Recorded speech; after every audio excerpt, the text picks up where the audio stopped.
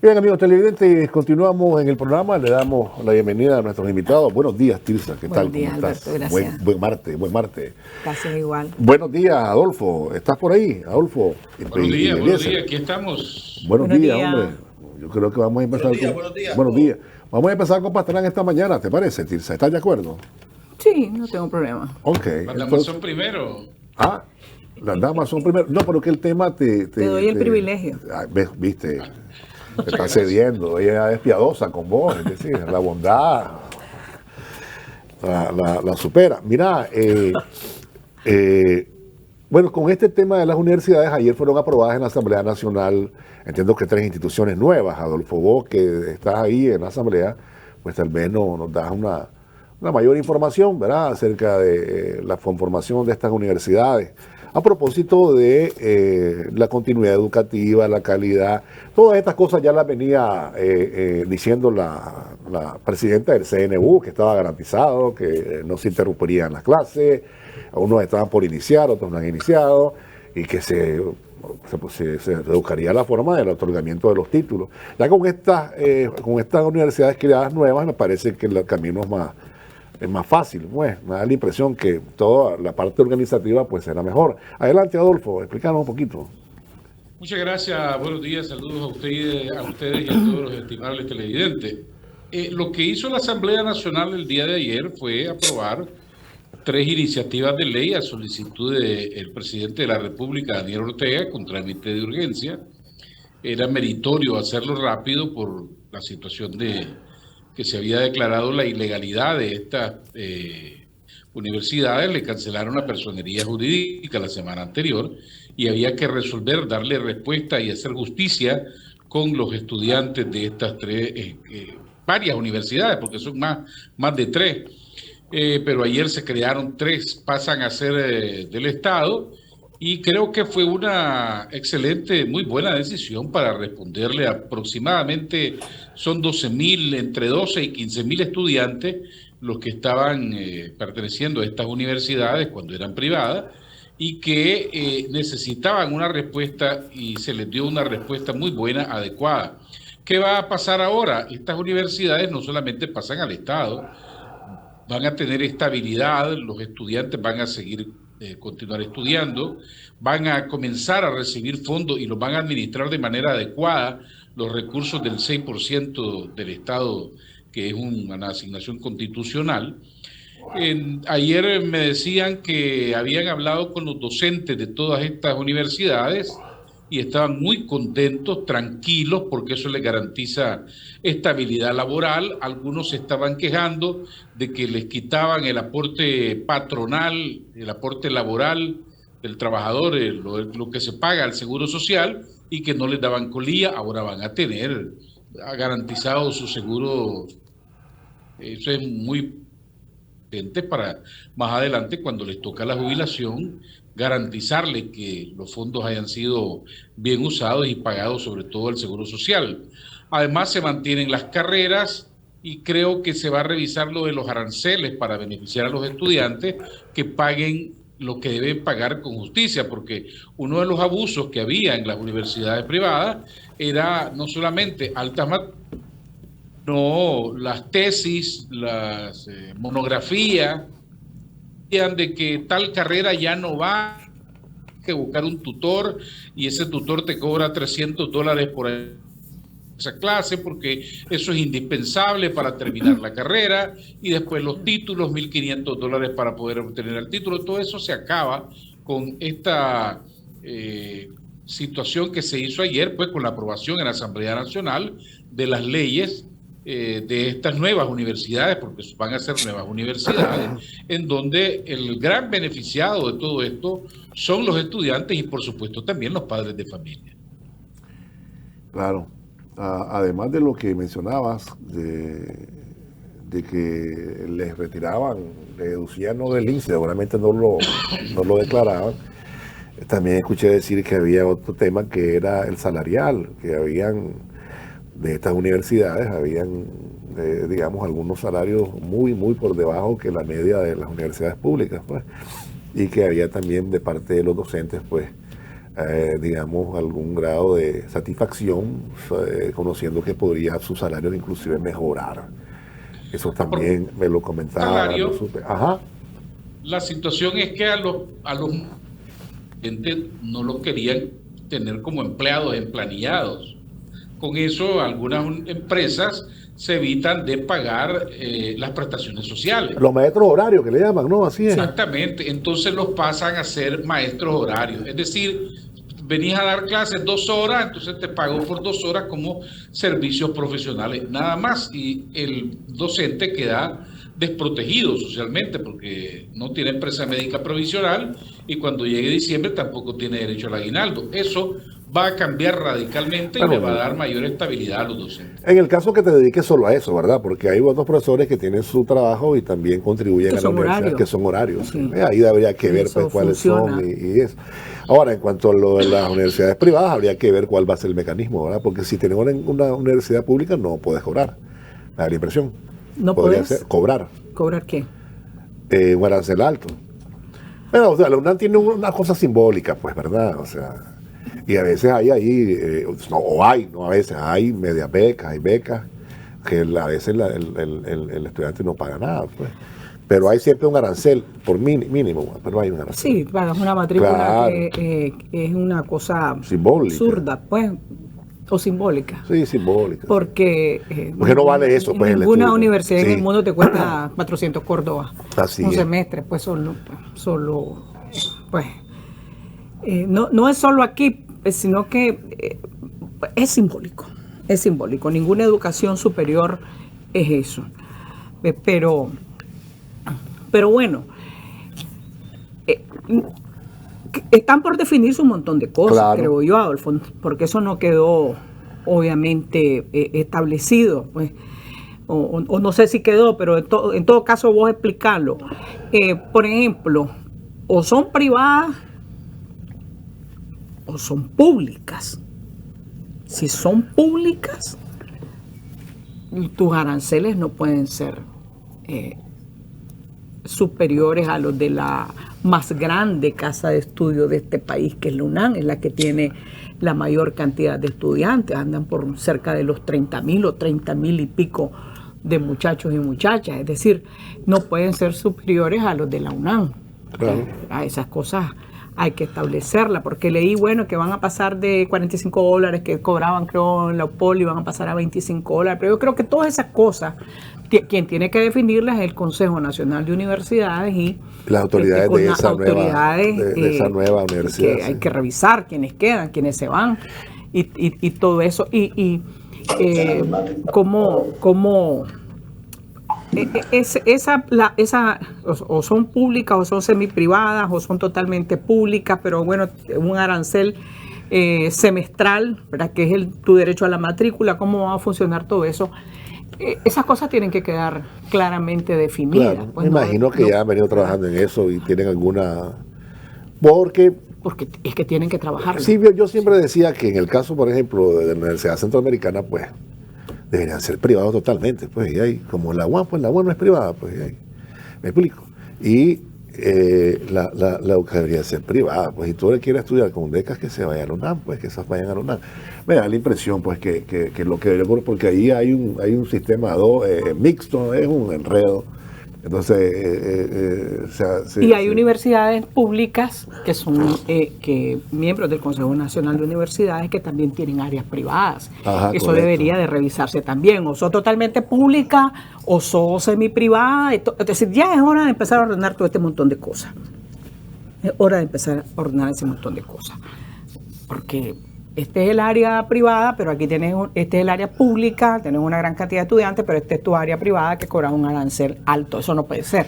Si somos una universidad yo pública. Creo que eso comenzó a ocurrir si el muchacho no aplicaba por calificaciones en el examen y todo, entonces tenía la opción de ir a pagar y ahí no. Sí, pero el ingreso es distinto. Ya me da el ingreso es distinto. Ahora sí el ingreso es distinto. No, por eso, la explicación que dejo, ¿sos pública o no? Claro. ¿Verdad? O sos público o no puedes. Es que vos no crees en lo claroscuro, vos solo negro o blanco.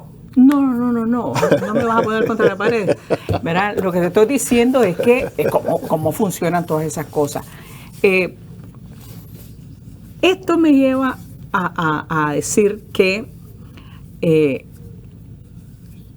Hombre, en el caso de la Universidad de Estelí, que era una universidad, ¿verdad?, creada por el padre Francisco Luis Espinosa, que se llamaba, que era de agricultura, la escuela de agricultura, y después de repente aparece en manos privadas.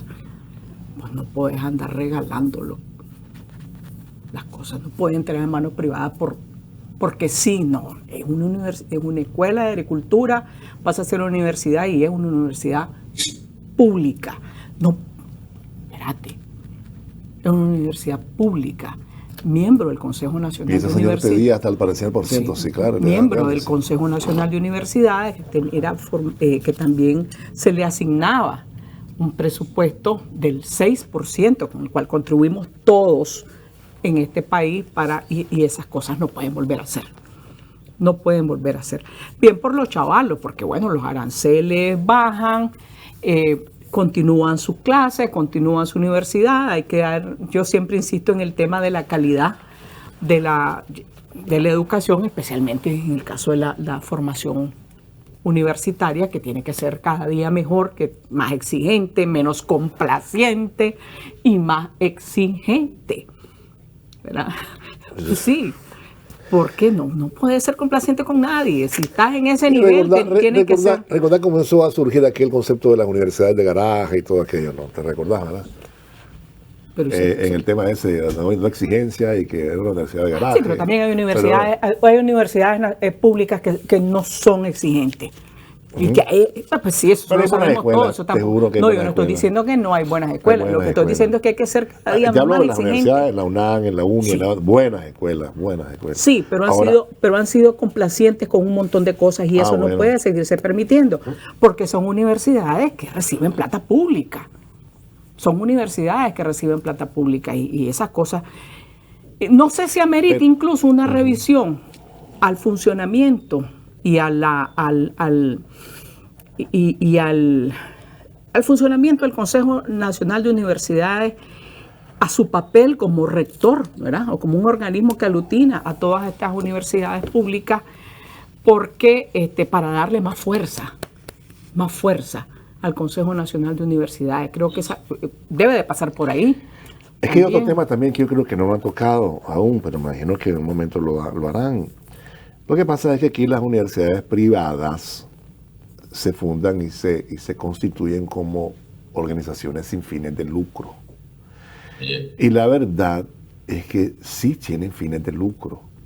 En uno de los países vecinos nuestros se legisló en los 90 para que todas las universidades esas eran privadas como negocios, pagan sus impuestos, son sociedades anónimas, de repartición de utilidades, distribución de utilidades. Aquí las utilidades van en salarios, en viáticos y un montón de cosas, pues, pero son para hacer dinero esas universidades. Habría que ver si hay que decir, no, mire amigo, usted es privada su universidad, pues haga su organización empresarial mercantil, pues, ¿verdad? Y eso no es ningún delito. Y eso no es ningún delito, pues, si no es ningún delito. Privada, lo que tienes que hacer es cumplir con la ley. Cumplir con la ley y entonces no estar con la nota de que vos por una cosa, pues, de que sos sin fines de lucro. El que no ha hablado, que no ha tenido la oportunidad de Alberto, buenos días. Mira, estaba diciendo, recalcando, sí es cierto, es verdad, con formación, primero ha incumplido con la documentación. El Ministerio de Gobernación fue enfático en eso. Ha incumplido con toda la documentación pertinente que se le han pedido cada vez y cuando para lo que ellas realmente fueron conformadas. Una sin fines de lucro, organizaciones sin fines de lucro, que en la práctica es todo lo contrario. Esos abusos de los que estaba hablando don Adolfo, esos abusos en los aranceles, el cobro de la carrera particularmente, ya cuando ya terminaste tu carrera, esos abusos siempre se han dado. Recordemos que las universidades privadas, como lo dicen, son de la empresa privada, que las cosas hay que decirlas como son. Y obviamente aquí, a través de los años, a través de la historia, siempre se ha comercializado con la educación, o como se ha comercializado con la salud. Entonces, es una manera de siempre estar haciendo o poniéndole el pie, así lo veo yo, ¿verdad?, a la población nicaragüense. Entonces, si vos estás incumpliendo para lo que vos fuiste conformada, y no rendís tus cuentas claras como se tiene que hacer, que tienes que rendirlas, obviamente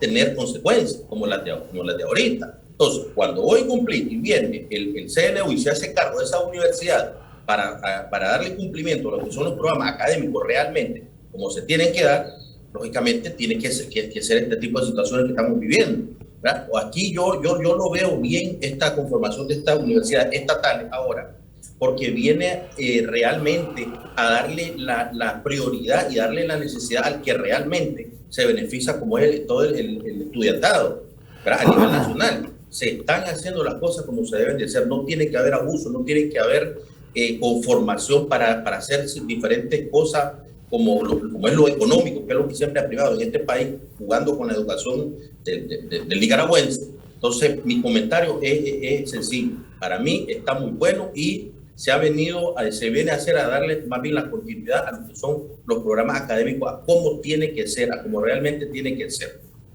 Vamos a ir a una pausa, ya regresamos, gracias. Paquete de la universidad, yo creo que eso irá tomando su curso y ahora solo falta pues la parte organizativa, ¿no? Sí, hay que...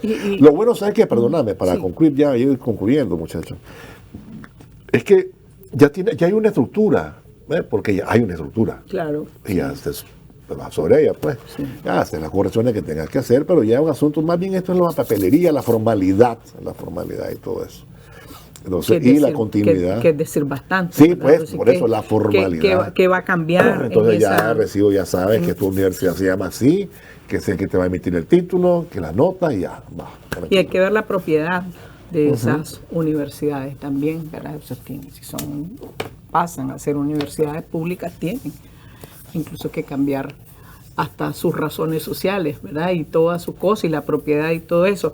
Pero creo que también es importante que el Consejo Nacional de Universidades, las autoridades del Consejo Nacional de Universidades, los sindicatos de profesores, de trabajadores administrativos, la organización estudiantil, que hablen con la comunidad universitaria, que hablen con su gente, que hablen con los de Estelí, para evitar especulaciones y rumores y una serie de cosas que cualquier padre de familia y que cualquier chavalo pues se angustia. Eso claro, es normal y natural, que va a pasar conmigo y ahora con mi tío. Es decir, hacerlo y explicar 1000 veces las cosas. Explicar 1000 veces las cosas, porque bueno, es responsabilidad de las autoridades, en este caso pues el CNU y su presidenta, la rectora de la UNAM, Ramona Rodríguez, es decir, todas estas cosas para evitar precisamente eso, pues la especulación y la incertidumbre, y darle seguridad a los muchachos que ya van a empezar sus clases, que no hay ningún problema. Las universidades que tenían sedes regionales como Lupoli, ¿qué va a pasar con esos muchachos? Igual hay que explicarlos 100.000 veces para que todo quede claro, y por supuesto todo lo que tiene que ver con la organización, que ya les corresponde a ellos, y bueno, la planta docente. Habrá unos que se van a ir por las razones que sean, ¿verdad? Puede ser razones políticas. Sí, claro, por está bien, no hay ningún problema, es tu derecho, ¿no? Es el derecho, sí. Entonces, y bueno, completar la planta docente, hacer los cambios que sean necesarios, pero darle seguridad a la comunidad estudiantil y hablar y explicar las cosas, que yo creo que eso es muy, muy, muy importante. Y ordenar, hombre. Ordenar. Tenés que ordenar. Estás obligado a ordenar y estás obligado a ser más eficiente. Estoy hablando de todas las universidades públicas. Estás obligado a ser más eficiente, estás obligado a rendir cuentas, todos, llámese como se llame. Es decir, todas estas cosas pues no pueden seguir funcionando como a mí me dé la gana y yo funciono como yo quiera. Eso no es así. Bueno, yo creo que ellos son auditados por la Contraloría y todo lo demás. Pues. Fíjate que eso es bueno informarse. Sí, claro. Claro. Son universidades públicas. ¿Cómo están gastando la plata? Sí. Y además tu presupuesto es... Ahora, pero uno cuando va, por ejemplo, si va a la UNAM, ya se ha reconstruido todo lo que estos bárbaros desbarataron, ¿verdad? Te das cuenta que se ha mejorado mucho la infraestructura y los laboratorios y todo lo demás, ¿verdad? Porque porque hubo momentos en los aquellos trágicos que había que ir a la calle, los chavalos tenían que ir a la calle a buscar el 6%, como lo aprobaran, lo reconocieran estos señores, ¿verdad? Que la situación era crítica, Texas. Sí, sí. Era crítica. Y ya sabes, esta gente no quería, pues, era enemiga de la universidad, Y hay que de también, la educación universitaria, pues, porque eso también hay que decirlo, pues, esto tiene que ver con toda una lucha que se sostuvo, ¿no? El troglodita de Humberto Belli, acordate, Sí. que siempre cuando se reclamaba, ¿verdad?, el 6% para las universidades, siempre empezaban su eje era, bueno, se está invirtiendo mucho en esto y estamos descuidando la educación básica, entonces es una barbaridad porque le estamos dando a la educación universitaria. Siempre se quiso poner las cosas así, ¿verdad? Pero bueno, era su lógica neoliberal, ¿verdad? Y decía, bueno, en este país necesitamos básicamente sexto grado, no necesitamos las universidades, la educación superior no es para todo el mundo, esto es una barbaridad. Siempre hubo esa discusión y siempre andabas peleando en las calles por el dichoso 6%, porque eso significaba infraestructura, eso significaba becas, eso significaba salario, o sea, mejor planta docente, con mejores condiciones, pues para una, como todo, educación superior. Y eso nos costó. Y nos costó, digo nos costó porque me tocó andar también en la calle. Pero, y sí, pues han ido mejorando. Desgraciadamente, acuérdate, en el 2018, para las universidades, para la UNAM, para la mismo Poli, y para un poco para la UNI, hay unas cosas que nunca me quedaron claras, pero bueno, no voy a decirlas. Pero cómo destruyeron laboratorios, destruyeron infraestructura, se robaron vehículos, desbarataron vehículos, hicieron barbaridad, quemaron el CDI en el caso de la UNAM, hicieron barbaridad y eso tuvo un costo bestial para la universidad en términos económicos, ¿verdad? Y bueno, necesitas reconstruir todo eso, y igual en lo Poli, que con cierta complacencia pues ocurrieron también las cosas, pero eso es plata que se venían invirtiendo en las universidades. Y ahora tuviste que volver a empezar en muchos de los casos, pero es que hay tantas cosas que hacer. Estamos claros, Adolfo. Creo que lo fundamental es que la continuidad, o hay una continuidad para los estudiantes que no tienen que preocuparse ni los padres de familia, van a seguir estudiando, si quieren, van a seguir estudiando. Docentes van a tener trabajo y estabilidad para seguir impartiendo las clases, y ya le corresponderá en su debido momento al Consejo Nacional de Universidades definir todas las políticas, reglamentos internos, sobre todo lo de los aranceles, que debe ser realmente una preocupación, y tienen que definir ahora que pasan a ser del Estado, porque así lo dice la ley, lo que se aprobó ayer, pasan a ser del Estado. Todos los bienes de estas instituciones pasan a ser del Estado, entonces ahí tendrá que revisarse lo de los aranceles, pero lo fundamental es que los muchachos no van a dejar de estudiar, siguen en las aulas de clases y sus carreras no se modifican, van a seguir estudiando hasta que se gradúen como profesionales. Me escriben aquí ¿qué dice? Una persona que fue profesora horario de la UCA y la corrieron por razones políticas. No, sí, eso ocurrió siempre ahí. Entonces, después de 2018, que les mandaron a la calle un montón de gente, ¿verdad? sí, claro. Entonces, también deben revisarla los docentes, les pagaban una tontera en lo que vos decías, y en ese mismo sentido es la calidad de las clases. Las ganancias jugosas quedan en manos de los dueños, dan lástima a los graduados, su formación es súper deficiente. Me dice, ya me voy al trabajo. No, sí, es una realidad. Es que a mí me comentaban que han encontrado unas cosas tremendas, pues, vicerrectores académicos con salarios no voy a mencionar, pues, y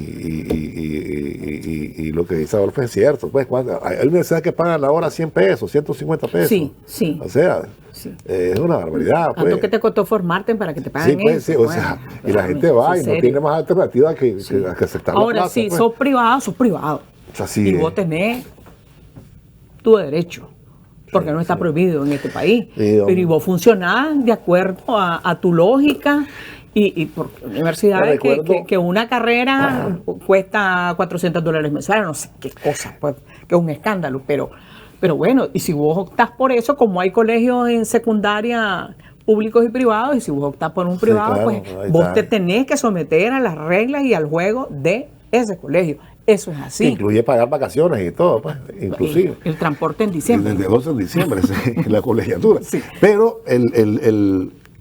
y a propósito porque no es bueno no olvidar, no hay que olvidarse. Y recuerdo que aquí hubo un presidente que recibía dinero por su condición de ex vicepresidente y lo cobraba. Entonces cobraba el de presidente y el de vice, porque así decía. Entonces decía él, es que la ley dice así, y yo compro la ley. Entonces yo le preguntaba a uno de sus funcionarios, ¿y qué dice la ley del 6%? Que tienes que entregarlo. Ahí no le gustaba la ley. ¿Ves? Le gustaba aquella porque le beneficiaba, y esa no le gustaba. Mira, y les voy a decir, porque mencionaste el nombre, pues, y eso, aquí la gente esta era enemiga de la universidad pública, hay que dejarlo y decirlo claramente. Eran enemigos de que el pueblo tuviera acceso a la educación superior. Siempre cuestionaron, después del triunfo de la revolución, que se formó el CNEA, ¿te acordás? El CNEA, y que se abrió las puertas de la universidad para el que también pudiera, ¿no? Claro. Si no te da la cabeza, no hay manera, hermano.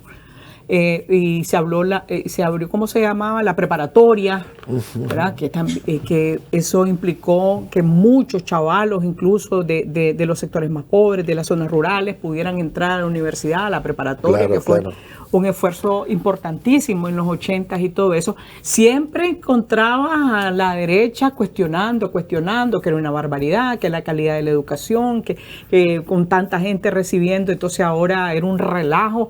Pero no era, en el fondo no era, ¿verdad? Que la preocupación por la calidad de la educación era el horror de que la gente se formara, que entrara a la universidad, que lograra alcanzar un título profesional, una carrera. No, espérate, este es un relajo, este país, ¿verdad? Eso era su lógica, y en los 90 fue bestial.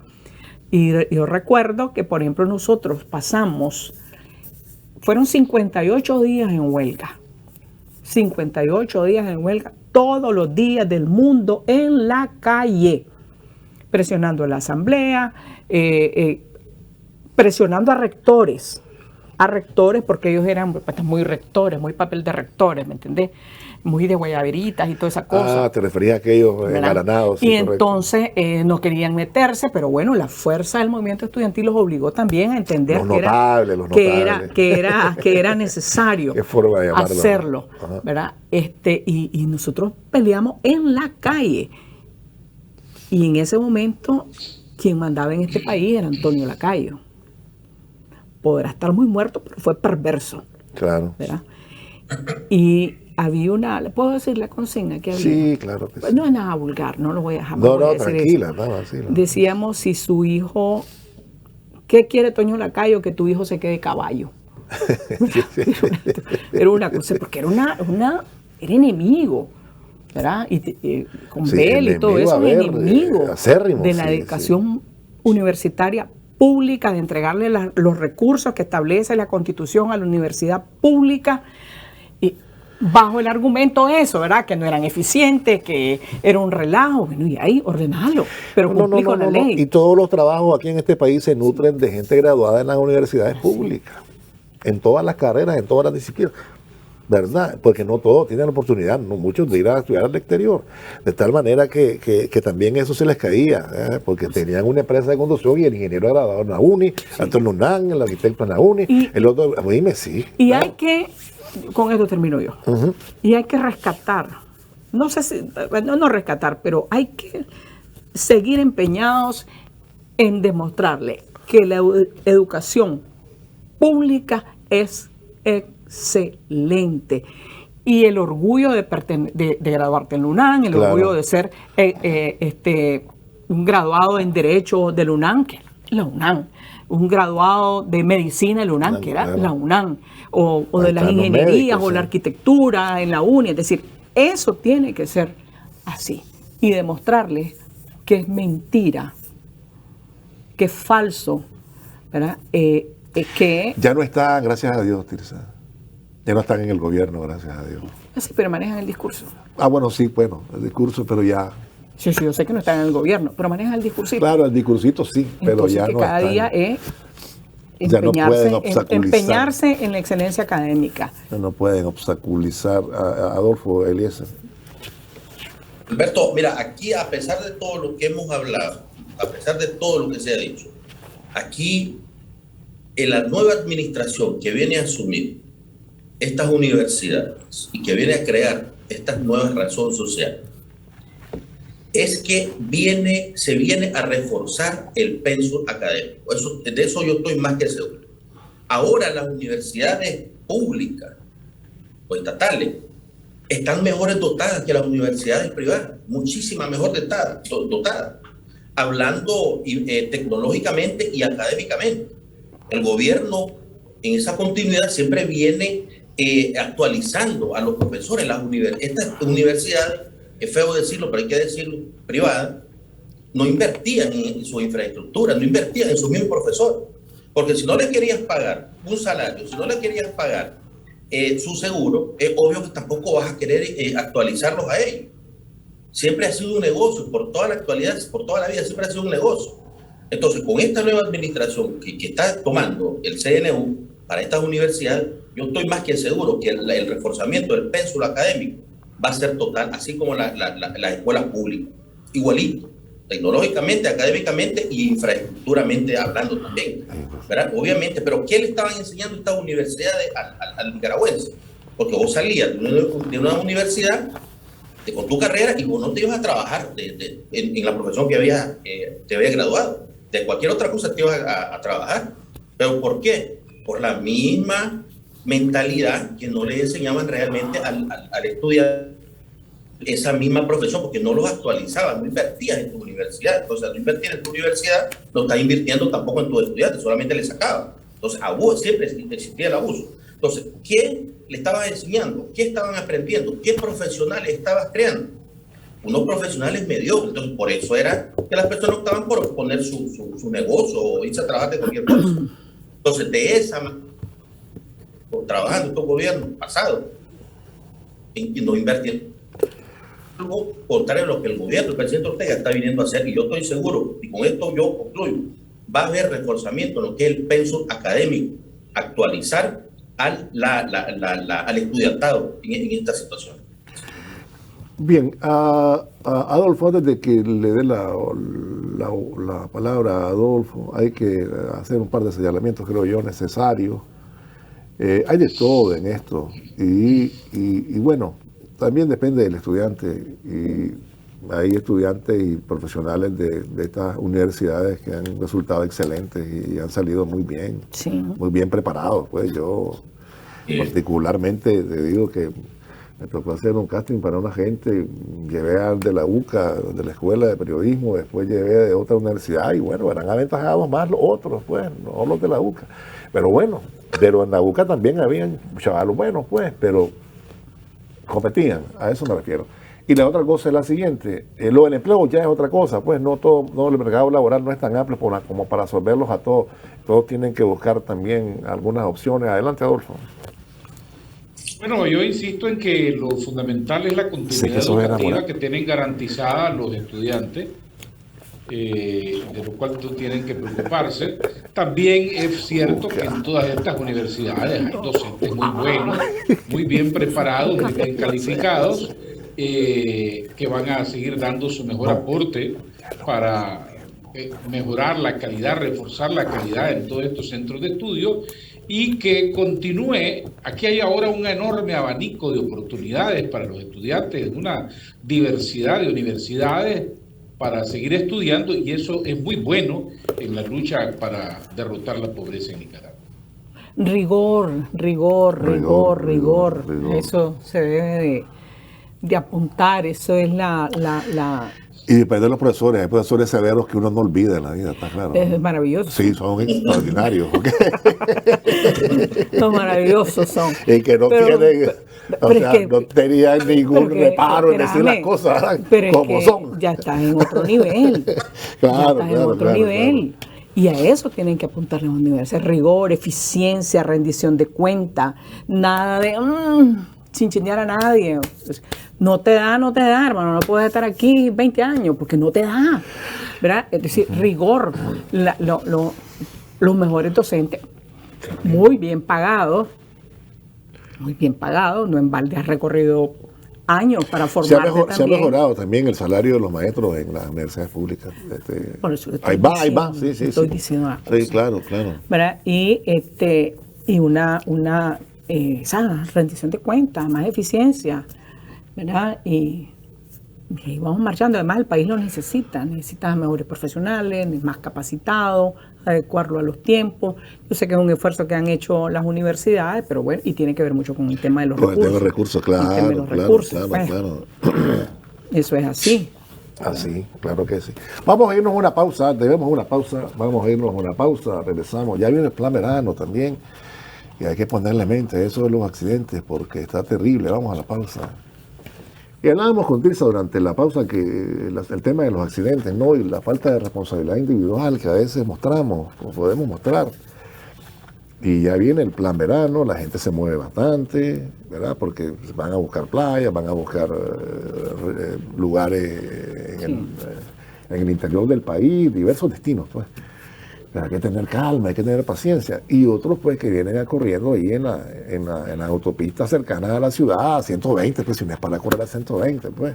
En Managua no puedes correr. En Managua, no, pero la gente... Ni en la carretera. Pero la gente lo hace y de repente, ve, y donde sigue ¿qué está haciendo? Sí. Ve, y con una temeridad extraordinaria, con un desprecio por la vida, ya no digamos los motorizados, que yo estoy claro que tienen prisa. Esos pobres muchachos que andan, no pobres muchachos, digamos, estos muchachos que se andan ganando el pan de cada día, entregando pedidos de comida, tengan paciencia, sí, es mejor llegar un poquito tarde y que espere el cliente a que... Pero acuérdate, ¿verdad?, que eso no depende... acuérdate que ellos trabajan con tiempos. Así es la cosa. Claro, ellos trabajan con tiempos. Tanto y entonces tiempo y eso significa plata.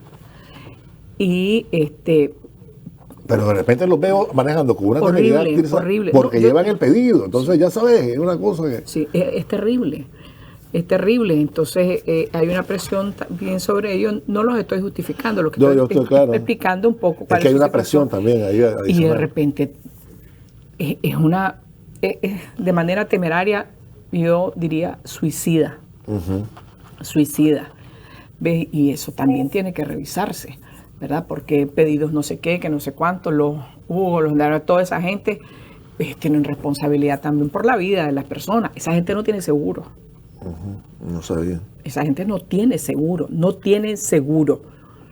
O sea, se andan ganando el día, su comida, la comida de su familia. Y entonces, y hay una explotación y además eso, el tiempo. Si no te llega en media hora, entonces es gratis. Vos tenés que llegar a media hora porque si no, eso lo pagas vos. ¿Qué gratis? ¿A dónde está gratis eso? No, te lo dicen. Entonces, para que vos empecés. Te dan a gratis, ¿verdad, entonces, aquí no hay nada gratis, tío. Eso es un discurso, esa es una promoción que te lo dicen. Entonces, si no te llegan en 45 minutos, entonces no lo pagas. Me va a dejar la lista de eso para poder. Pero entonces el muchacho tiene que salir pitado. Yo no estoy riendo. Entonces, el muchacho tiene que llegar en punto, porque si no, por eso lo ven. Horrible. Correcto, pero también hay conductores de vehículos que son irresponsables, o manejan picado, que siempre que lo digo me quedas viendo mal. No, son irresponsables. Estoy de acuerdo, que no se debe manejar en condiciones que no se deben. Sí. En condiciones etílicas. Y es terrible. Yo siempre insisto, esto no es únicamente responsabilidad. Esto no es responsabilidad de la policía, es responsabilidad de nosotros. De cada quien. De nosotros. Mira, la semana pasada, en un día, 6 muertos. Una cosa espantosa. Que si un hombre venía de llevar a su nieto al colegio, lo fue a recoger al colegio, y iba en moto, y cuando regresa, una rastra, se los pasa llevando. Explícame eso es absurdo. Por detrás los levantó, mató a los dos. El accidente que ocurrió aquí en la carretera del León, ¿verdad? De la gente que iba para Chinandega, 2 muertos, una mujer embarazada y su hijo grave en el hospital, desbaratado. ¿Por qué? Porque van como locos, hay un desprecio por la vida. Y te voy a decir una cosa, mientras no se responsabilice a los dueños de esos vehículos, no al conductor, y se indemnice a las víctimas, aquí hay un montón, vamos a seguir así, porque entonces el dueño de la cooperativa o el dueño de los microbuses va a quedar en la calle. Si seguís contratando gente irresponsable, si seguís promoviendo la irresponsabilidad, porque es indemnizar a las víctimas, heridos y muertos. Claro. Entonces, pero eso no funciona y deberían empezar a revisar. No, es que hay cosas que no hacemos como sociedad, como población. Ahora venía y observaba un semáforo y estaban ahí los compañeros de la alcaldía, eran 3, 4, limpiando la isla de los semáforos. Óyeme, pero una cantidad de basura, Tirsa. Pero mirá, bolsas, cosas que van tirando, que la gente compra y tira. Y decía, hombre, esto no debería ser, pero bueno, culturalmente no queremos cambiar a veces, es muy difícil. Y son desde el colegio, hay que empezar, eso se aprende desde el colegio. Lo que pasa es que si el chaval lo ve, que la mamá tira o la papá tiran la basura a la calle, él cree que eso es una conducta correcta. Si no, es una barbaridad. Sí. Bueno, solo tienen 1 minuto, muchachos, porque se nos alcanzó el tiempo, nos alcanzó el tiempo. Adolfo. Se te apagó el micrófono, Adolfo. ¿Algo pasó ahí? No nos quiere escuchar. No. Del micrófono. Algo pasó con tu micrófono. Elías, en 1 minuto. Alberto, mira, este es un tema muy complejo, porque está involucrado la necesidad, la obligación, la falta de pericia, la falta de profesionalismo o de experiencia del conductor. Digo yo necesidad porque tenés que trabajar, de algo tenés que comer, de algo tenés que vivir. Obviamente los más afectados son los motociclistas y son los más señalados. Desgraciadamente es lamentable, pero es cierto, ¿verdad? Y obligación porque tenés que llevar la comunidad a tu casa, a tu hogar. Y la falta de experiencia y profesionalismo y de experiencia, digo yo, porque por ir apresurado a hacer una mala maniobra y ya te estrellaste, ya mataste o ya te mataste, ¿verdad? La policía está haciendo un trabajo muy bueno. Esto tenemos que concientizarnos nosotros mismos, poner la mano en la conciencia, hacer las cosas mejor y obviamente tratar de manejar mejor, pues eso es todo, ¿verdad? Eso es lo que tenía que comentar.